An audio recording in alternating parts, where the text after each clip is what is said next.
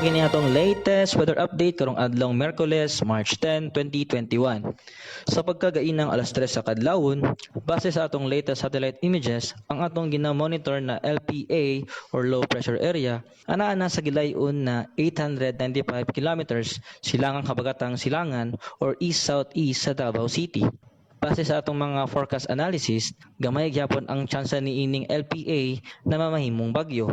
Pero ang trough o ang extension ni ining LPA nag-apekto na sa dakong bahin sa Mindanao o sa Eastern Visayas.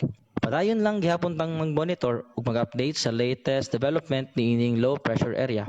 Ug sa laing bahin, padayon gihapon nag-apekto ang northeast monsoon sa Northern Luzon. Ug sa atong forecast, ang silangang bahin sa Visayas, makasinati og matag-umon na kalangitan, inubanan sa mga katag na pag-ulan, pagpanugdog ug kilat tungod sa trough sa low pressure area.